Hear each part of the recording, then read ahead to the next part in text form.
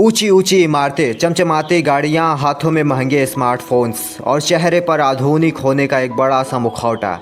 यह है हमारी आज की सोसाइटी। हम चांद पर पहुंच गए, हम डिजिटल हो गए, हमने दुनिया को अपनी उंगलियों पर समेट लिया। लेकिन कभी ठहर कर सोचा है कि अंदर से हमारी सोसाइटी कैसी बनती जा रही है? आज हम जितने कनेक्टेड हैं, अंदर से उतने ही अकेले हैं। पड़ोस के घर में क्या पक रहा है इससे मतलब नहीं, लेकिन सोशल मीडिया पर कौन क्या कर रहा है इस पर सबकी नज़र है। हमारी सोच आलीशान तो हो गई है, पर क्या वो सच में बड़ी हुई? आज की सोसाइटी एक रेस बन चुकी है। आज जहां हर कोई दूसरों को पीछे छोड़कर आगे निकलना चाहता है। हमदर्दी, तसल्ली और निस्वार्थ प्रेम, मानो यह सब अब किताबों की बातें बनकर रह गई हैं। चलिए वक्त के पहियों को थोड़ा पीछे घुमाते हैं। आज से 1000 साल पहले की सोसाइटी और आज की सोसाइटी में क्या अंतर है? 1000 साल पहले साधन नहीं थे, पर साधनहीनता में भी एक साझापन था। तब लोग कुदरत के करीब थे, एक दूसरे के सुख दुख के करीब थे। सांझ ढलती थी तो चौपालें सजती थी, किस्से कहानियाँ होती थी। इंसान का वजूद उसकी कम्युनिटी से नहीं, उसके रिश्तों से तय होता था। और आज हमारे पास सुख सुविधाओं का अंबार है, लेकिन मानसिक शांति गायब है।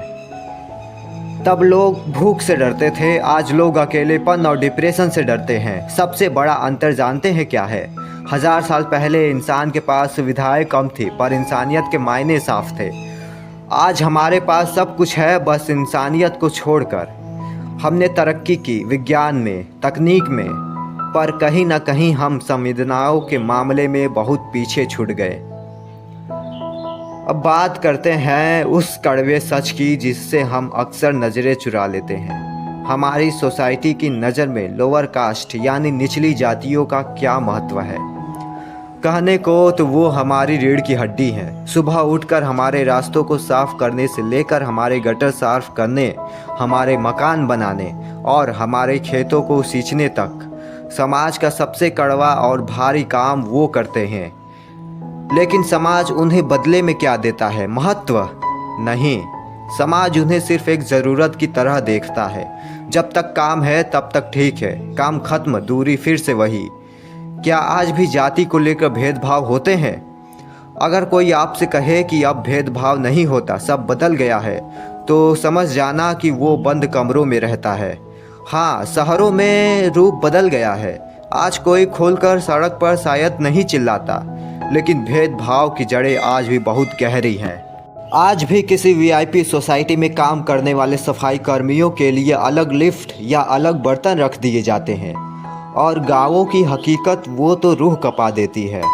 आज भी अखबार की सुर्खियों में छपता है एक खास कुएं से पानी पीने पर पाबंदी, या किसी बच्चे का गलती से ऊंची जाति के मटके को छू लेना और उसकी जान चले जाना।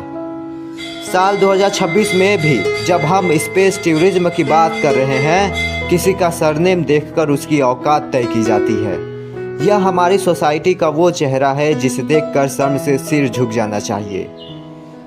जाति इंसान ने बनाई, भगवान ने नहीं। खून का रंग सबका लाल है, आंसू सबका नमकीन है और दर्द सबको बराबर होता है। फिर यह ऊंच नीच का तराजू क्यों?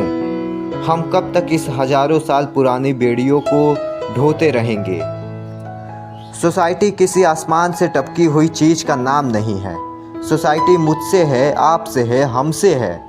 अगर हम अपनी सोच नहीं बदलेंगे तो हमारी आने वाली नस्लें भी इसी नफरत को और भेदभाव की आग में जलेंगी।